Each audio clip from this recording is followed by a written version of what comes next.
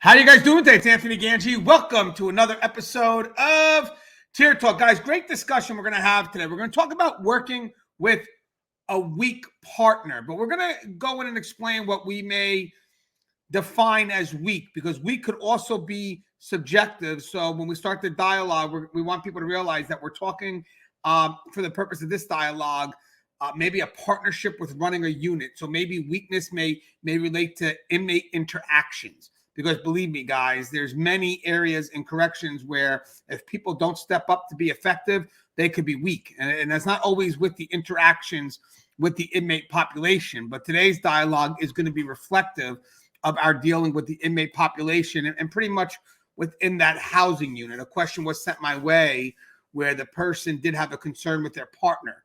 They felt that they were enforcing the rules, but their partner wasn't, and they wanted some advice in how to deal with that. What would be the best, step forward in, making sure that they know what their concerns are, but still keeping that relationship that all partners must have, which is a good, solid relationship. My guest today is going to be Joe Pomponio, and we're going to introduce him shortly.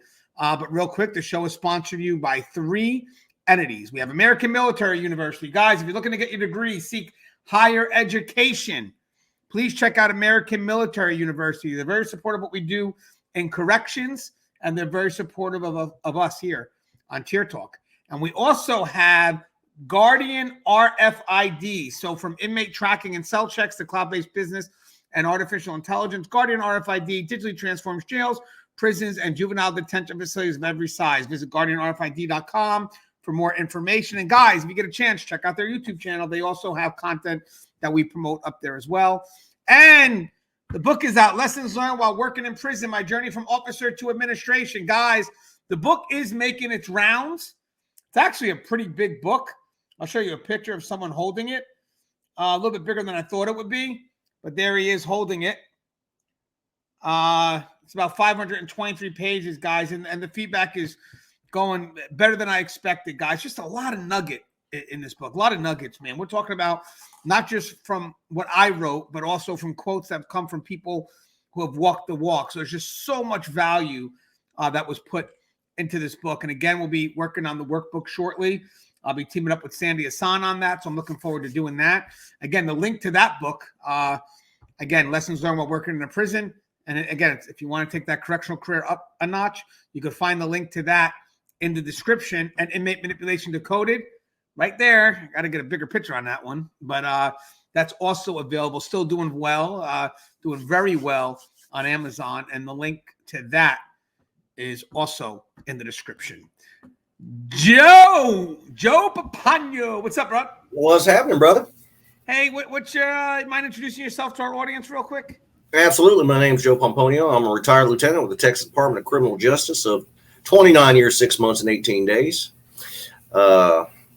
Since then, just kind of hanging out here with Anthony, sharing the information, sharing the knowledge, spreading the wisdom, and helping brothers and sisters unite, man. Living the dream.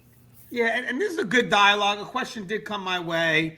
The person right now is having a little dilemma working with their partner. They're both running a housing unit together, and they're both going to be working for quite some time together because they are going to be what we call bidded officers. So these are officers that both have a bid in that unit. So again, it brings some consistency to the unit. But having said that, these two partners, if they're not in line, if they're not running it the same way, there's going to be a lot of conflicts and a lot of inmates shopping for staff. So real quick, first, let's talk about why we need to address dealing with what would be a weaker officer or a weaker partner. Now, remember I said at the beginning that weak could be subjective. So here we're talking about in our interactions with the inmates, and basically if I'm enforcing the rules, however that may be, and we'll discuss that, then maybe my partner isn't. And when that occurs, and what I mean by enforcing doesn't always mean that you're writing it up. It could be just that I'm addressing it in some level. I mean, that's the key. If there's a break of rules, then you have to find some way where you're going to address it. Now, granted, there could be some inconsistency with how that occurs. But again, that's what we'll talk about. We'll talk about how do we make things consistent so we're working together and not in conflict with each other. Because if we are working in conflict with each other, it gives the inmates a chance to kind of look for that yes. They have a vulnerability and they're able to, as we say, shop for staff. And we'll even bring in a supervisor as well. We'll talk about that part too, because again, even if we're consistent, let's say me and Joe are working together, and if we're consistent, if my supervisor isn't, then it doesn't matter what me and Joe could do. At the end of the day, my supervisor is the one that really sets the tone. Now, Joe, real quick, just to kind of start the dialogue off, when we're talking about a weak partner or just a weak officer, let's say, and we're kind of saying focus within the housing unit, what are some ways you would define a weak partner? Well, I mean, it really depends on the amount of time that this person has, in the system or in employment with the prison agency. We could be several things. We can be unsure of themselves. We can be not knowledgeable of policy. There's several subjective terms for weak. Weak doesn't automatically mean dirty or you're on the take or anything like that. I've seen a lot of new officers consider themselves weak. A lot of them admitted that they're weak because you take an introvert and you put them in a prison environment, and all of a sudden now they're having to issue commands to lawful orders to offenders, and it's a game changer for them. And I've seen veteran officers that have just gotten complacent and got a little lax and weak in their duties. So weak is very subjective as far as the term itself. Yeah, and by the way, I like what you're saying, Joe. I like to think that no one that comes in, like, no one's perfect. In corrections, we're going to realize something quick is that we're not perfect. There's so many different areas of strength that people can explore. But having said that, even for me, I'm up on the administrative level. I may only do 3 things really well, but I do have my resources. I have people that complement my weaknesses, if you will. So where I'm weak, they complement. But I would say this, though. There's a difference between helping somebody or complementing those weaknesses, so you're building them up, as opposed to being just an outright conflict to it. Like, I understand you could have a rookie and they're getting to learn the profession, so they're not going to be the strongest right away, but we can complement that because we know where their potential is. I know one day you're gonna be where you need to be, but it's day 1, it's day 2. You're not going to be the best, so let me help you out and we'll guide you to where you need to be. But sometimes the concern is, when you have people that, when we say weak, their potential isn't growing the right way. It's actually more of a maybe makes a little bit of us maybe vulnerable, like they're not as strong as we would want them to be, but they're not making the effort to be strong where we need them to be. They're more of just maybe in some cases a hindrance, because again, if we're not on the same page and you're doing the exact opposite of what I need to get done, well, then the problem is that, yeah, we do have a concern. We have a vulnerability in which the inmates are now able to go for that yes, if that makes any sense. And by the way, guys, when there is that vulnerability, when there is that conflict, inmates also, besides shopping for staff and getting that yes, they find a way to divide us. Because I've seen a lot of officers or a lot of staff argue because they've told an inmate no. The other officer may have turned around and told the inmate yes. And instead of like holding the inmate responsible for the game that was played, both the officers start going back and forth really at elevated levels. Yeah. And that could have been the game with the inmate to begin with. Exactly. The inmate knows there's going to be a divide.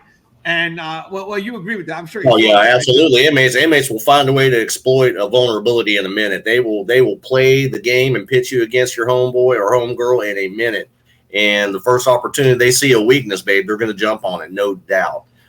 And and you're exactly right. In that given example, the officers aren't pissed off at the inmate anymore because they told them no, and now it's pissed off because you undermined my authority, and we done totally forgot about this inmate. And God forbid, if you're going to have that discussion, have it in private, out of view of the offenders. Because if they see you guys arguing on that pod, it's over. I mean, you pretty much undermined your own authority, and you've given them the ammunition to try to exploit that vulnerability you left open. Vulnerability. Yeah, we both seem to be having trouble with that word today. Hey, before we get into what you do if you are working with someone that's weak, Let's just talk about what we could do to avoid that. So if I know that this is going to be my spot for a while, I took the bid and I'm planning on, this is where I'm going to be 5 days a week or whatever it is, and this is who my partner is going to be. I think at that point we're going to have to build some consistency, which is going to be developed through our expectations. So again, guys, if let's just do it this way. If I'm renting the unit, so I'm there maybe only on break or maybe covering a relief or whatever it is, or someone calls out and I'm put in, I still going to do my job. Don't get me wrong. I'm still going to be consistent with what I feel needs to be done, but I'm going to try to work my best with the officer who's there 5 days a week because they're running the unit. As long as they're running it the right way, they're taking the lead. And usually when I come in as a renter, I just kind of ask them, hey, anything you need me to do? And kind of go through some level of consistency with them, letting them set the template as long as it's a good template, and then we run it. But now, granted, if I'm going to start coming in and this is going to be my spot for a while, so now I'm owning the home, if you will. So this is my bid. I'm going to be there for a couple of days a week now. My thing is, okay, so now let me go ahead and talk to that senior officer, whoever it is, or my partner, whoever my partner is going to be, and say, hey, listen, these are the things that I'm going to expect of you, obviously, and then these are the things I hope you expect from me. And then again, it really is a two-way dialogue. We're both sharing the dialogue. So basically, these are the things this is the things I usually do. How does that work for you? And then vice versa. And then the effort's going to be to build some consistency between each other. But if you're not having that discussion, if you're not talking about expectations that you both have for each other, then when there is inconsistency, you're not going to be able to fix it unless you actually go back and have that dialogue between you and your partner. Now, mind you, we'll get to the supervisor later on, but on this immediate level, what's great about it is if, let's say, me and Joe are partners and I talk about my expectations, you talk about your expectations, we're on the same page and things are working smooth, the supervisor should be willing to let that go. Like, okay, you guys are good, because you guys are the bosses, you guys are running the unit. I'll do my tours, but if you need me otherwise, just give me a call and I'll come down. Because again, you got two working partners. They're working well together. We've communicated our expectations. The unit will pretty much run, automatically from the supervisor's perspective. But what's your thoughts, Joe, on, before we even talk about someone being weak or whatnot, how important is it to get those expectations across each other? Yeah, you got to get them out there on the table. You got to have that talk. You got two options in that instance. You either have the talk with that partner, get things lined out ahead of time. This way there are no conflicts.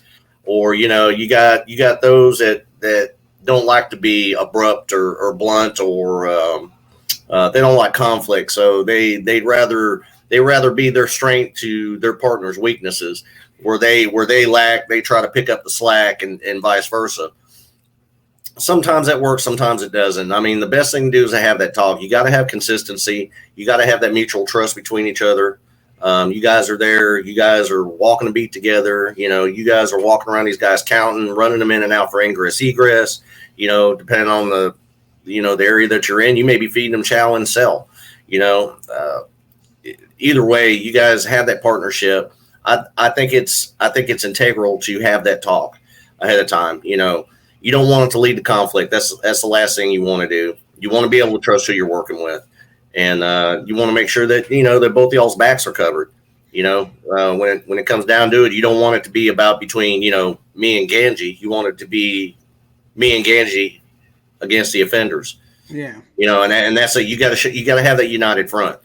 And what's good about that, Joe, I like what you're saying, is because you want that united front and you want that to be visible to the inmate population. Absolutely. Right? So you definitely have to have that dialogue beforehand. So when you go in, you're going in with a consistent plan right from the get-go. To be honest with you, I remember when I started taking bids and I was working with people that were more senior, but we were still working on each other's expectations. We did a lot more communicating with each other at the very beginning because we were still establishing a foundation. Then eventually, not saying we didn't communicate still, but it wasn't for every little thing. We did communicate a lot at the beginning, set the foundation, make sure we were on point, and we loved when the inmates saw that because they knew, like, hey, shit, if I talk to Anthony, you might as well just talk to Joe. or vice versa. If I talk to Joe, I might as well just talk to Anthony, because whatever is, they're on the same page. And the funny thing is that I'm not saying you're going to each other for every concern, but having said that, it's great for us to even communicate after it's been handled, so we can make sure that, hey, what'd you think? I did it this way. Would you do it that way again, or would you try something different? Or, just again, to build that level of expectation. But the key that Joe mentioned, which is great, when people say united front, a united front is supposed to be visible. So I think when you go to express those consistencies, those expectations, and then you kind of see it play out on the floor with that dynamic between the two, or the partners that are working together, it's beautiful, because then the inmates are going to know that, hey, whatever comes from Joe is going to be the same as Anthony. Whatever comes from Anthony is going to be the same as Joe. So there's no shopping for staff here, because we're all working as one. And Joe, would you agree, Joe, when you communicate those expectations, there is an effort to say, hey, listen, even though we're two separate people, we have to run this unit as one, correct? Absolutely. Those expectations are, like I said, are integral, because and we said it before, nobody's perfect. I'm not perfect. You're not perfect. And two people together aren't going to be perfect. There's going to be conflict of some sort, and that's okay. It's okay to have a conflict, as long as it's a minute conflict and it's, nothing earth shattering. Have that conflict, but have that conflict in private. Always have that united front. That's the main thing. If you show them that nothing's going to get past the two of you together, no matter what, it's a win-win situation. There's going to be conflict in any partnership. Not just on the top, and even in a marriage, you're still going to have conflict, but you never have the conflict in front of the children. Yeah. You know what, Joe, you're right. It's respectful conflict. You know what I mean? So, and that's fine. If you have a conflict, deal with it, but just deal with it professionally, deal with it appropriately. And, just make sure, no matter what, you guys keep that united front. That's the most important.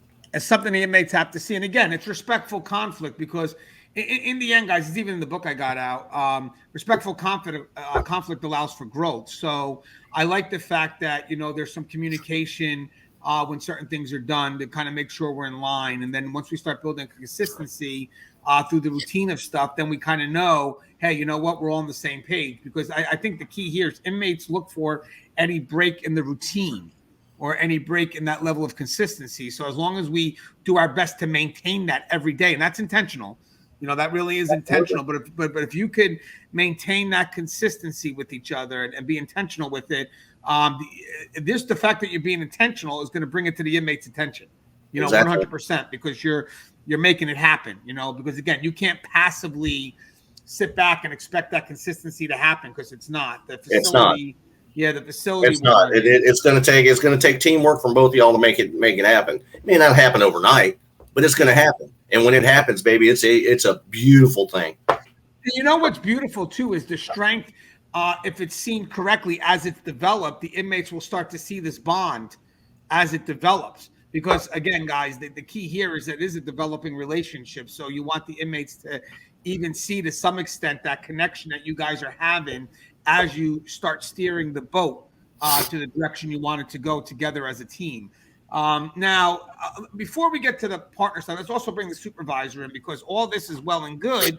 But if you don't have a supervisor that's consistent, or kind of runs parallel with what you're trying to do, the concern is it doesn't matter what you guys do to some extent. The supervisor will be that other thing that the inmates can circumvent. So I think people really, what I'm trying to get the message out there is that if there's no consistency, it opens up the chances for inmates to shop for staff. So again, the consistency between us as partners, me and Joe, matters. But there's still other levels or other layers that an inmate can go to, that even if me and Joe are consistent, it doesn't really hold a lot of weight if the inmate's able to go to that other level. Now, mind you guys, we're most immediate to the inmate. So they are going to try to go to us first. But having said that, if they're ever able to circumvent me and Joe and go higher, that becomes their main resource. They only go to us first because we're immediate and they have to. But trust and believe, if there's ever a chance where they can go around us and go to the highest level, we become not even an option. They only go to us because they have to. But when they realize they don't have to, they stop going to us and they utilize those other areas to circumvent. That's why it's extremely important if you're a supervisor at any level, if you really want to empower the people that are beneath you to be effective, then what you have to do is you cannot allow an inmate to circumvent legit things. That's the key. And even when we address things that have to be addressed, you still try to do your best where you can empower the people to address it. So let's say me and Joe make a mistake and the supervisor picks up on it.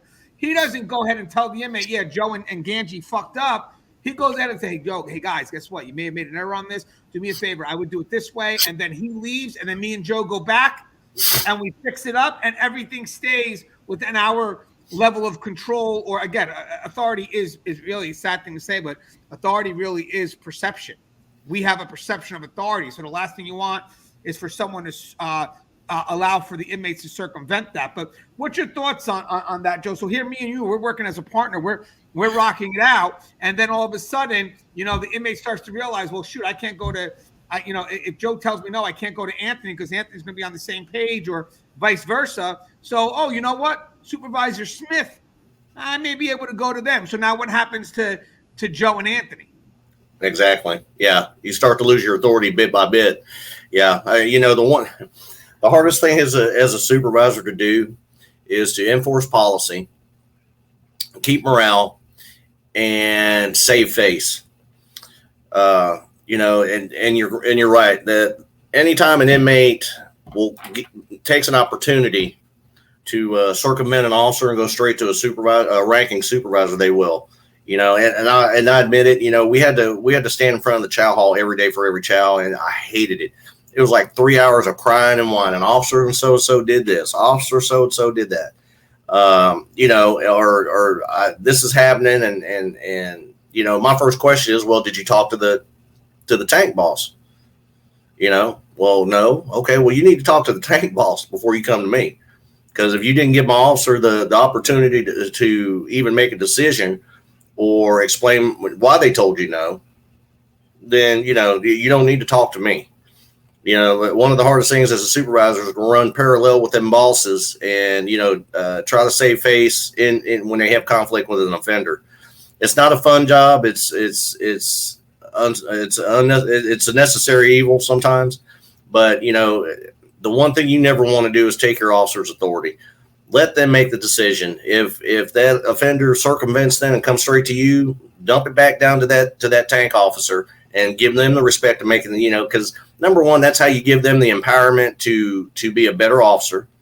You make them see the bigger picture, and you start giving them the baby steps of having some sort of authority and decision making. All those things together that you teach them bosses as you go, is little nuggets that you're building them up to become a supervisor one day. Yeah, and Joe, I like what you're saying because you always, I actually typed it in, you always look to empower your front line. That's one of the things we've done shows on this in the past where I'll give you an example. I asked my wife right now to bring me a bottle of water.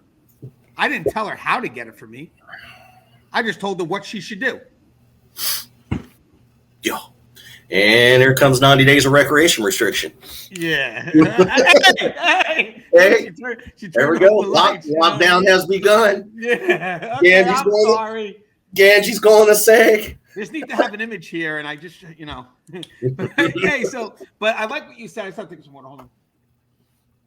I like what you said because at the end of the day, it is paramount, and we've covered this before, but if an inmate goes to talk to a supervisor, goes to circumvent any level of authority, if you look at the perception of authority, it's out in limbo. And we have to do whatever we can to make sure that authority goes back to where it needs to be. And it doesn't go back if you give the inmate a reason to come back to you again, if that makes any sense. So again, even if there is a mistake made, there's still a way that you can address it to that front line so they can go ahead and make it known that, hey, I got this, I handled it, and there's no need for you to go above me. And again, we have that in the book too. If you're a supervisor, you want to be visible, you want to be approachable, but you don't always want to be easily accessible. Absolutely. Yeah, And the accessible. reason for that is the empowerment of it all. You know, show your front line that they're empowered. And I love in Texas, they call the unit officers bosses. I love that because that automatically sets that authority, even no matter who's coming into that unit. It's like, this is the boss, this is their house. And even at I'm not here all the time, so I'm just renting it for a second. I love that. Now, the reason why we had to bring it up in this way is because when it comes to dealing with a weak partner, we're going to give you some suggestions right now. But the reason why I wanted to bring the supervisor part of it in and kind of re-explore that is because one of the options will have to be eventually going to that supervisor. Again, that's a last resort. But again, that would be one of the options. So the first thing that we mentioned is definitely that communication of expectations. So there's no consistency without you communicating those expectations. So we're going to make it known that we've already had this dialogue occur. That's what it is. So now we just have a partner that's just not enforcing the rules. They're soft. And at the end of the day, you feel that their behavior is in conflict with what it is that you're trying to accomplish. So the first thing I would do is I would take note of the specific concerns. You're not going to approach this dialogue in generalities. You know, I'm not a big fan of that. Like, you know, so one thing is when you start to see that the officer or your partner is a little bit weaker in certain areas when it comes to enforcing the rules. And again, I mean, when I mean weaker, it's you need the rules addressed. You know, it matters how it's addressed, but I don't want people ignoring anything. So if I got inmates that are out of place or you know things like that could matter, you have to address those inmates. Not everything has to go to paper and pen, but you still want it to be addressed. So if I'm looking over to the other side and I see inmates that are partying and all out of place, and it's like, yo, so what I'm going to do is first off, I'm going to go to my partner immediately when I see it, take them privately aside and say, hey, listen, man, your side's it's off the hook. You know, you're going to have to do something about it because at the end of the day, I feel a little uncomfortable with it. You know, again, I'm sitting here and I can't enforce the rules here if you're going to go ahead and let the inmates party. So first thing I would say is address them the moment you see the concern, if possible, in an area that's private so you can have that discussion. So let's do that first, Joe. What's your thoughts about, you know, expressing the concern when you're able to do so, but as soon as practical? Absolutely. I mean, like I said, you never want to have that conversation or that conflict in front of the offender population.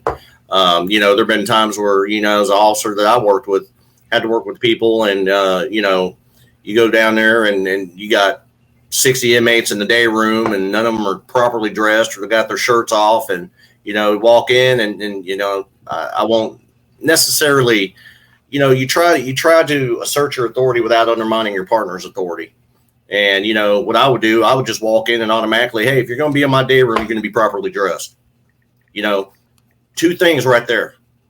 Number one, the offenders know, oh, shit, when Pomponio's here, we got to be right in his day room. And number two, your partner already knows right off the bat before you even have that conversation what one of your pet peeves are. And that's something that you learn from, you know. But you definitely, I mean, you got to have that, especially when it comes to, you know, things like day room time, you know, being properly dressed, you know, the small things. You know, we always had the saying, if you sweat the small things, you won't have to worry about sweating the big things.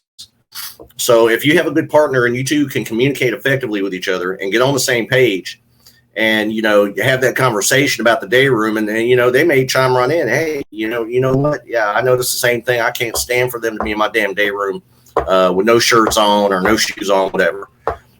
That's where you guys start building that rapport.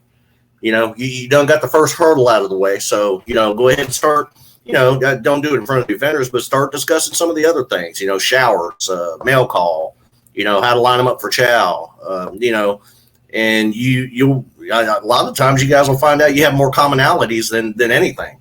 So, you know, communication is definitely a big part of a good partnership.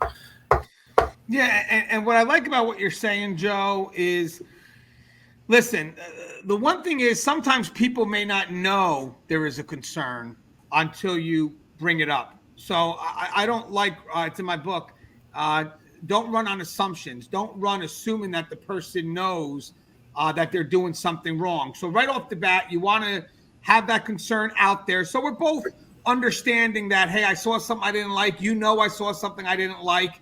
And now what do we do from here together?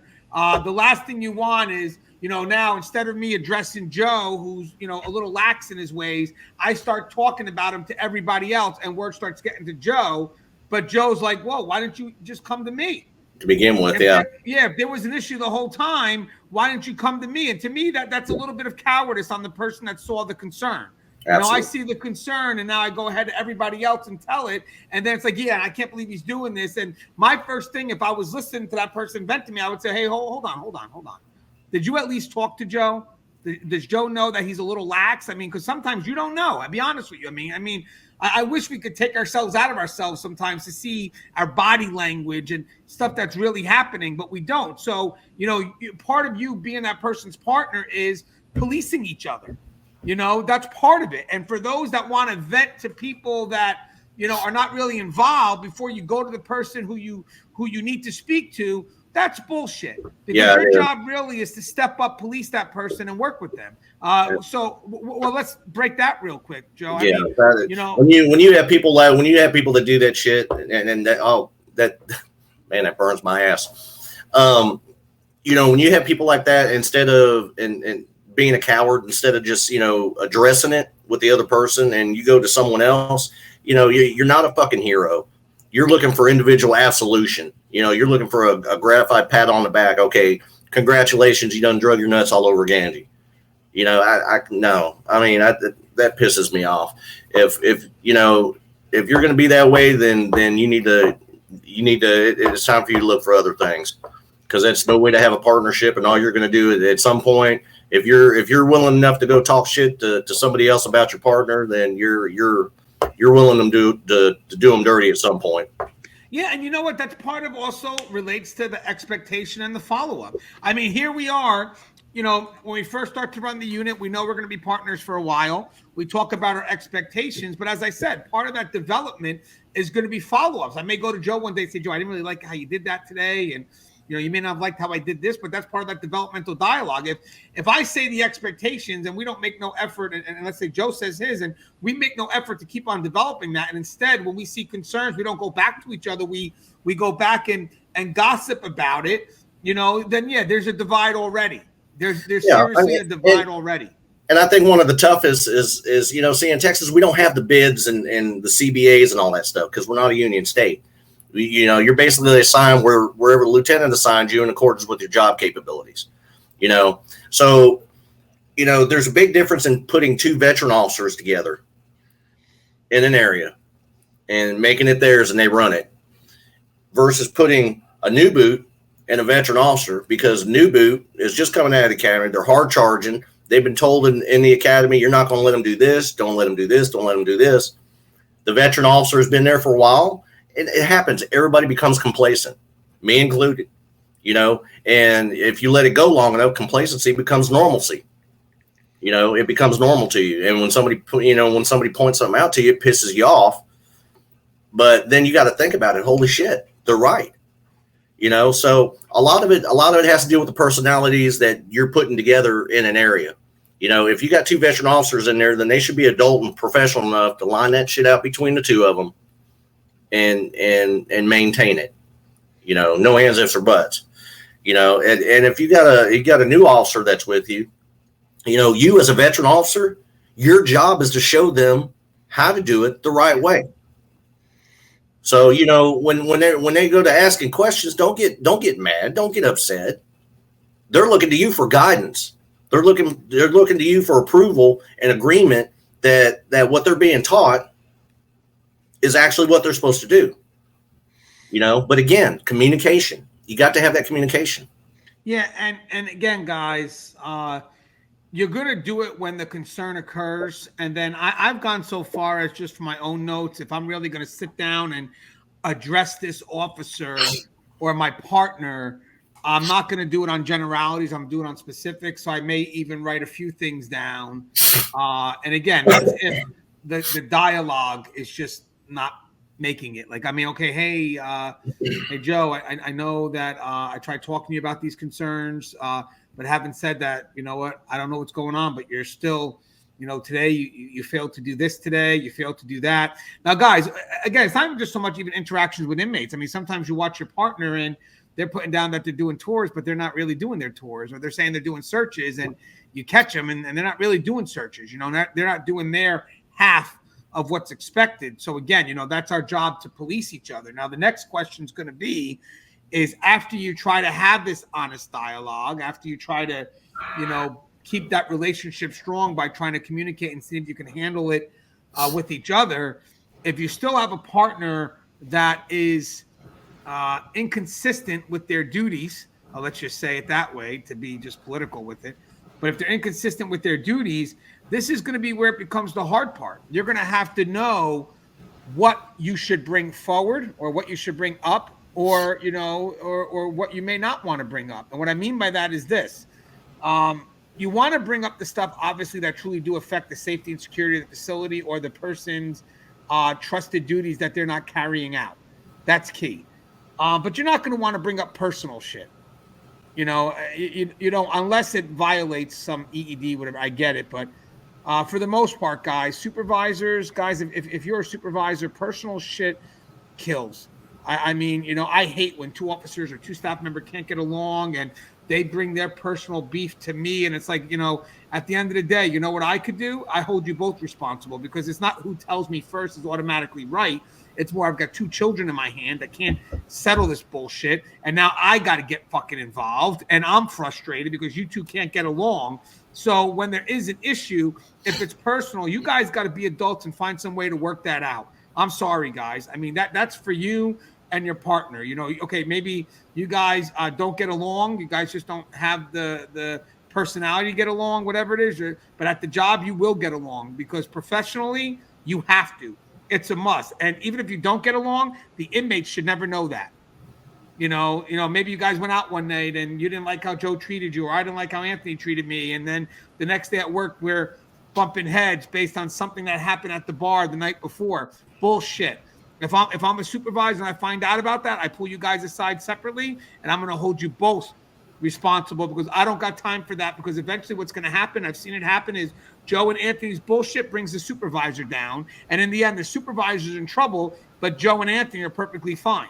It's foolish. But having said that, if there are things that you need to bring up, which basically deals with the person's trusted expectations within their role, okay, well, I think that becomes your duty to do so. If there are failed measures where, hey, Joe, I spoke to you yesterday, man, you're still not doing your searches, or, and I'm not your supervisor here. But having said that, I don't feel safe, when you're working, because I don't feel that you're doing your job as effective as it can be. So what I'm going to do is I'm going to document my concerns, and I'm going to go ahead and forward those concerns up the chain, and then leave it to the supervisor. And I know it's crazy, but I would actually tell the person I'm going to do that as my one last ditch measure to get them to straighten up. And if I do right, if they can't say I did shit behind their back, I told you I was going to do it. So that's my last ditch effort. And at that point, if you're still not going to do it, I'm sorry, I have a job to do. And my job is to make sure we're doing what we're supposed to be doing. And at this point here, I could clearly see you're not stepping up. You're not doing your searches. Your inmates are out all day. I'm uncomfortable. I tried approaching it to you. I even told you, hey, if you don't fix your ways, I'm going to notify the supervisor. Now we're at that point where you're still not changing, so I'm going to get ahead and notify the supervisor. But Joe, I mean that's the hard part, when you know that you have to bring it up, and most people won't, because they don't want to be that outcast. But having said that, when shit starts to hit the fan and they find out that there is shit going on in the unit that's inappropriate, guess what, guys? The officer that's fucking up, they're fuck up too. Don't get me wrong. They're going to get caught out there, but so are you, because you're their partner. And at the end of the day, both of you are going to be held responsible for the overall running of that housing unit. So they're going to say, well, if you have these concerns, why didn't you bring it up? And then your choice in that matter is going to be irrelevant. What's your thoughts on all that, Joe? Because there's a lot there, because that's where the discretion comes in. Yeah, I mean, discretion in that it's kind of a slippery slope, because you got to know when the right time is to bring it up, to a supervisor, or forward your concerns on, and a lot of people are hesitant to do that because they don't want to be labeled as a shift snitch or anything. But for the ones that are quick to call them snitches, you got to think about the big picture too. If you're not doing your fucking searches, you're allowing these guys to brew chaw, hooch. You're allowing them to sharp, start making shanks, and just because, everything's quiet doesn't mean that these things aren't going to be used against you. And you're the one that's being lazy about it. If it's something that's going to jeopardize security and the safety of yourself, your partner, or, possibly could get another offender hurt, some sort of imminent threat, then yeah, you have to bring it up. There's no ands, ifs, or buts. Our main goal is to walk out of that fucking facility the same way we came in, upright and on our 2 feet. And again, it goes back to the if you sweat the small things, they never turn into the big things. So if you're constantly doing your searches as a team, if you're constantly doing your searches, if you're constantly doing your routine duties, your ingress, egress, pat searches, random pat searches, whatever, if you have that united front, then things are maintained. But, there comes a time where you have no choice, and I've been put in that position and I freaking hated it, man, because I had that conversation with this guy 3 damn times, and I didn't want to bring it forward because I knew he had a bad drinking problem, number one. Most nights we just had to prop his ass up somewhere and run the area for him because he had a lot going on in his personal life. And we were afraid to bring that up because we didn't want to, he was already going through a divorce. He was already getting run through child support court. Hell, we didn't want him to lose his job on top of it. But, there comes a time where it becomes, if it jeopardizes the safety and the security of the physical plan of that facility or any of your coworkers, man, you just have to pull the trigger and bring it up. Nobody wants to do it, but unfortunately, at some point it has to be done.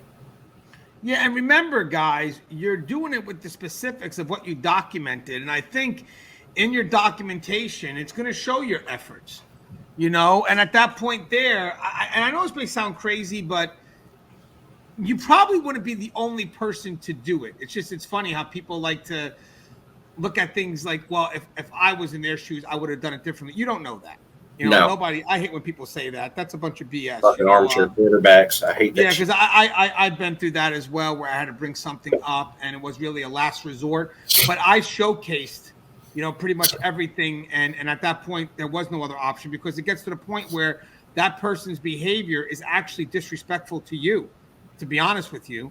And now it's like, okay, you're making me choose my job over you, and I'm going to choose my job. So I made all these efforts. I made my sacrifices. And now at this point here, I'm sorry, man, because at this point here, after I told you what my concerns are, and I told you it doesn't feel right and all this other stuff, and you continue to do it, there is a disrespect there. You're disrespecting me. And now at this point here, what am I supposed to do? It's like the only reason why I went up to the supervisor is because you made me go up to the supervisor, because I tried going this way with you. You didn't want to go, but that doesn't mean the problem, or because you choose not to go, doesn't mean the problem no longer exists. The problem's still there. So, and the funny thing is, guys, if I'm making the effort to solve the problem and you're choosing not to go any further with it, you got to realize something just in the back of your mind. That person's not going to stop. If that person's starting to feel uncomfortable what's happening, that person first has come to you cordially and said, hey, these are my concerns. I'm not feeling comfortable with how you're running your unit. And as I said, I also made it known to you that if we keep doing it this way, I'm going to bring it up. That's a lot of courtesy at that point, because they don't have to do all that. They could see something, go right to the supervisor and say, hey, yo, I can't work with this guy.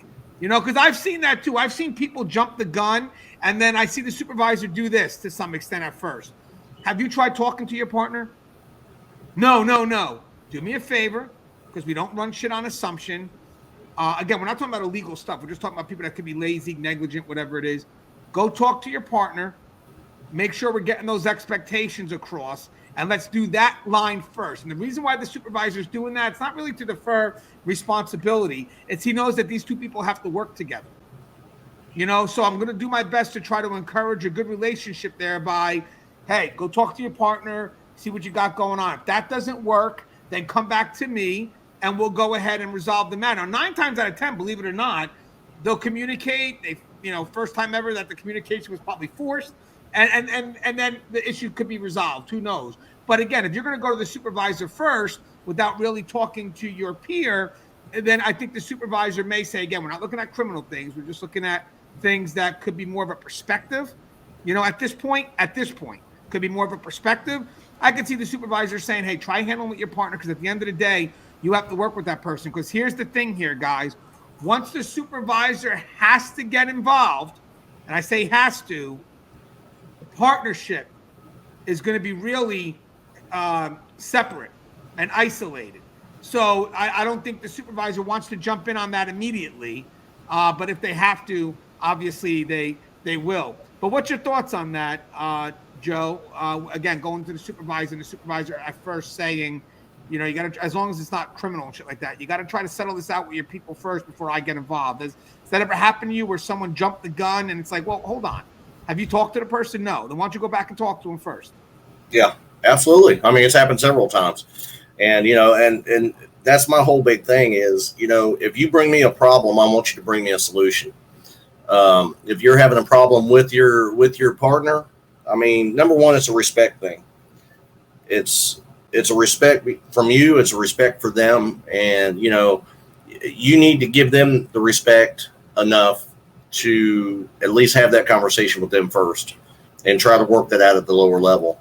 Because, once a supervisor gets involved, it's not just arbitrary at that point. It's formal. And, we're required to act on it. And, once we act on it, it may not be the outcome that you wanted to begin with. So, that's something else you got to think about too. That's powerful. Once you pull that trigger, you may not get the outcome that you were looking for. And when it's said and done is, well, fuck, I didn't want that to happen. Hey, you brought it to me.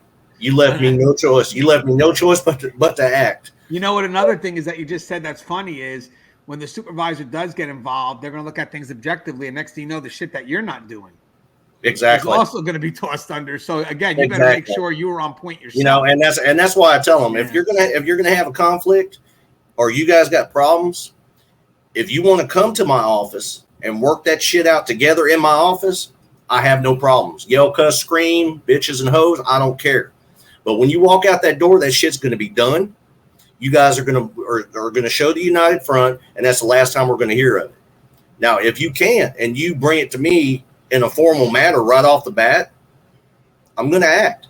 And like I said, it may not be the outcome that you wanted, but it's going to be the outcome that you're going to get. And, I've always instilled that in my shifts. I want you guys to work this out amongst yourselves. Number one, that's your area. You guys are running that, not me. I'm here for moral support. That's your fucking house. You mentioned something, Joe, that I don't want to overlook real quick, just from the supervisor's perspective. So really, I'm very cautious when you got to be careful when people vent to you as a supervisor, because some things are going to require action, even though they may come off like it's a vent. Next thing you know, if something does happen, they'll try to say that they spoke to you. So what I tend to do, if and this probably is the right thing to do, is if I feel that there maybe is something personal that I feel that these two should handle it out first, I may just email myself saying, hey, by the way, I spoke to such and such today. He had these concerns or she had these concerns, and I felt that this time she should go talk to her partner first to try to settle those concerns. So again, because you said something about formal, it's crazy because don't get me wrong, there is always informal dialogue. I mean, we're going to have it all day. Don't get me wrong. But as I said, sometimes the issues occur when it crosses into personal beef between two people. What you think is informal could wind up becoming formal later on when that person says they spoke to you. And it's like, dude, we spoke, but, they were just asking for advice. Nope. You know what? I gave him advice, and I did speak to him. You know what I told him to do that day? Because they didn't really have any major concerns, just more of a communication issue. I told him to bring it up with their partner first before this, and there's that private email. I'm not saying you have to write a report and submit it. It's not that, but a private email will show some level of action that could hold some weight in case this person ever tries to play some game and said, well, you didn't do nothing about it, right? In our agency, we have what we call an employee contact log, where we can, we use it for generalizations, we use it for positive things and negative things. I try not to send myself an email because anything that you send digitally could be used against you later on in a court of law. It could be obtained, legally. So I always make a note of it, and the other thing too is I make them aware ahead of time when they're coming to the office to have that discussion. Keep it professional, and mind what you say, because all it takes is one wrong word and you've done, you done stepped on the EEO bus, or you're right. So. But you know what? I like your idea about what you said, but I still feel, and by the way, I like that idea. I never thought about that. I like that employee contact log, but don't forget that could still be pulled into the system too. So what I like is I do like the email, because the email, mind you, when I said the email, Joe, I said it because I get what you're saying. You're 100% correct. I'm using the email to show that I committed to an action. Because that would be what my greatest concern would be, is that someone comes up. Because here's what winds up happening. They do this personal bullshit. Something winds up happening, and they say, well, I brought it up to Joe a month ago. Oh, you did? I remember. And here's what I told you to do. Because we're not going to remember. We're not. So, and the reason why I do it in the email, I know this may sound crazy, is I can track it. I can pull it out. I can track it. A lot of people email themselves. But I'll be honest with you, though. I do like that employee contact log. I would actually use it the same way, because I would still expect it. But so an email or employee contact log, I like that too, because again, it shows that this employee came with some level of personal stuff and they were redirected. And that's what I meant before when I said sometimes two officers or two people's personal shit pulls the supervisor in because they want to be the nice person and just, I'll be an empathetic ear. But then when something happens, that person, the empathetic ear, becomes you never acted. You know, I think that's an amazing. I really never heard of that before, Joe. It's something we've had in the agency for a long time. And like I said, we use it to document the positives, the negatives, generalizations. I used to use it, every month for monthly evaluations, because I had so many new officers at the time. That was my way of jotting my notes down. Hey, officer so-and-so, I've noticed that you're catching in, you're doing a damn good job. Keep up the good work.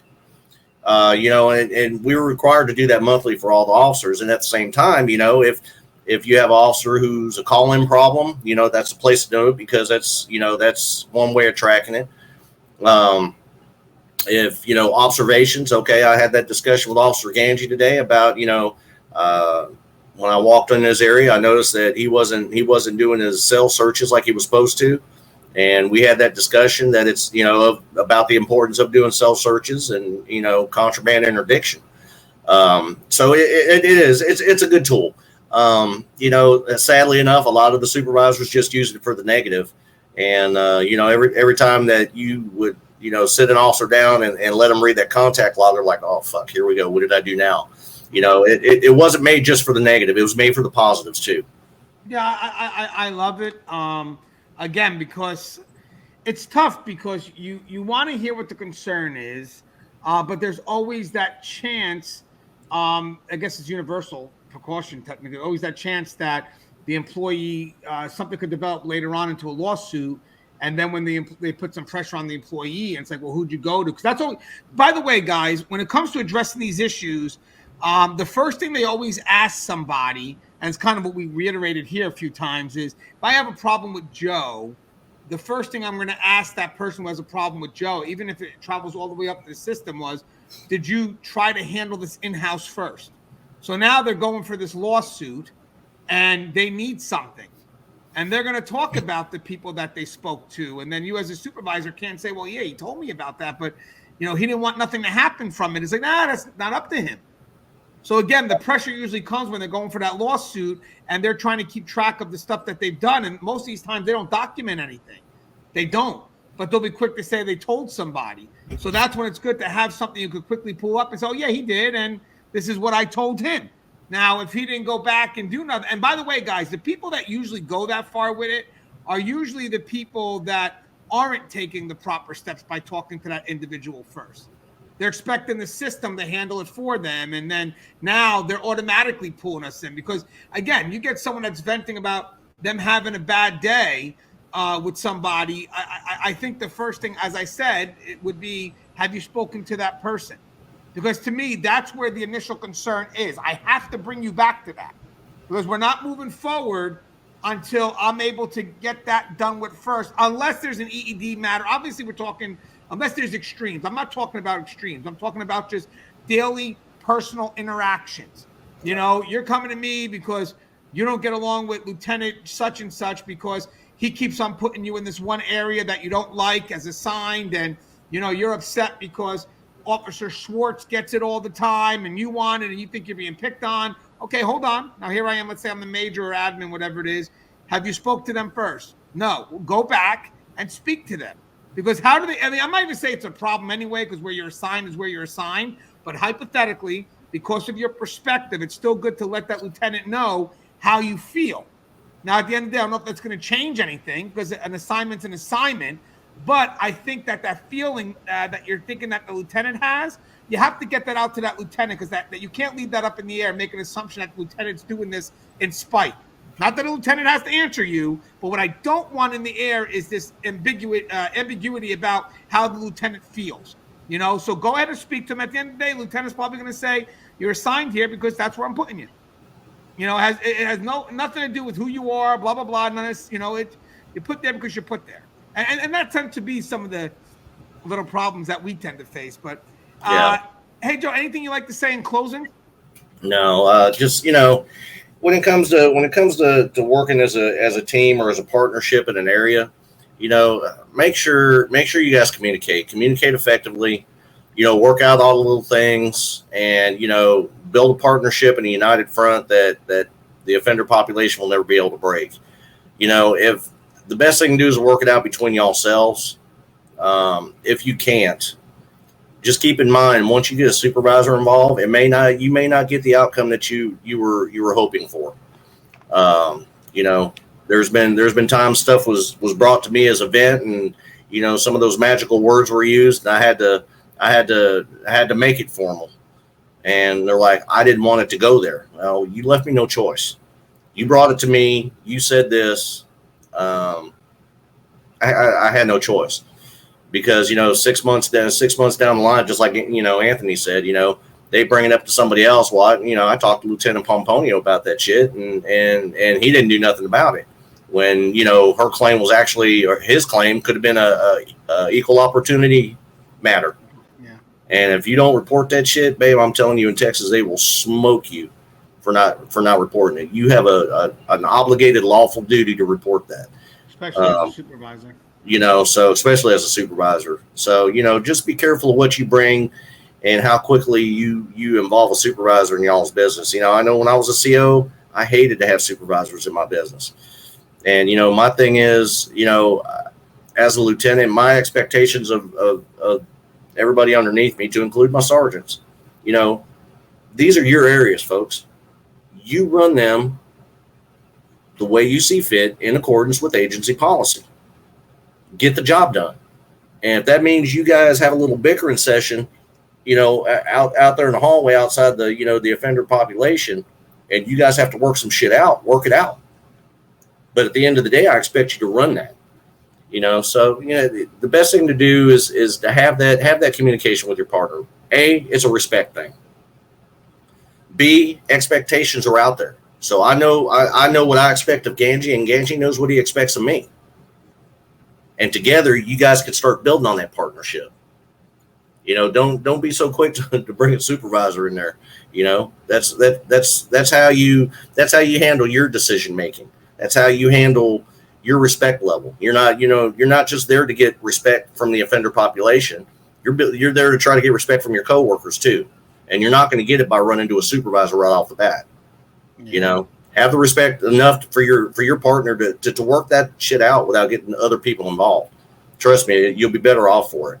But, you know, in the meantime, you know, as short as we all over the country, folks, you know, my heart goes out to you. My hat comes off to you.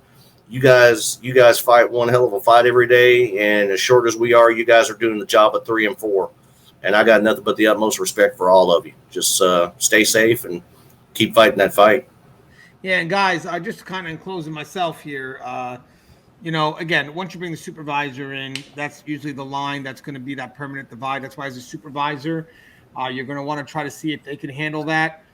Again, if it's nothing crazy, more of a personal concern. But then once you go in, and I will tell you something right now, once you go in and you do regulate it, as a supervisor, prepare to go back a couple of times to make sure you follow up and things are in line. Because at that point there, that there's conflict there. I'm not saying you're going to micromanage them, but you're there to hold them accountable.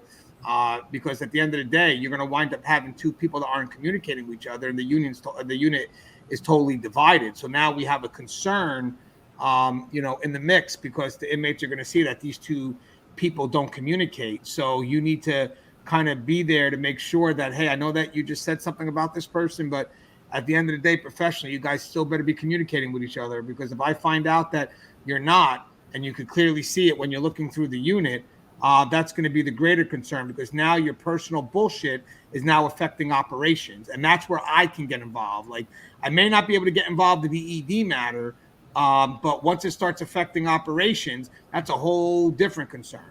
EED will go their route with their investigation, but what I'm going to do is I'm going to deal with the outcome of this beef.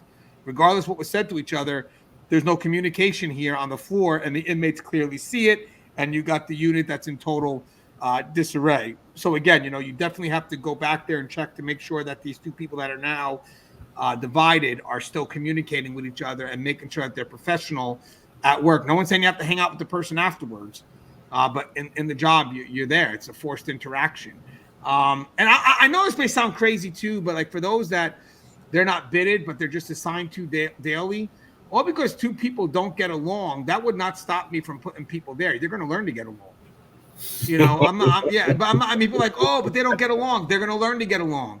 Absolutely. They're going to learn to get along. Because at the end of the day, I'm not doing my schedule based on personalities I'm doing my schedule because these are the people that are good in these areas. And having said that, if they choose not to get along, that's going to be the bigger problem. That doesn't mean that I'm going to go ahead and adjust my schedule because Joe's not talking to Anthony today.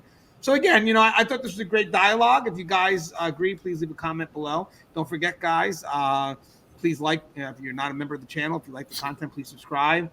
Don't forget, we got the book on the market. Give it a chance. It's a good book. I think it will have its impact. And as always, guys, the show is Tier Talk. If you haven't, I just went through all that. Please subscribe, interact, engage, comment, hit that bell. Bell's going to notify you if I post a video. Stay safe. Kind of repeated that twice.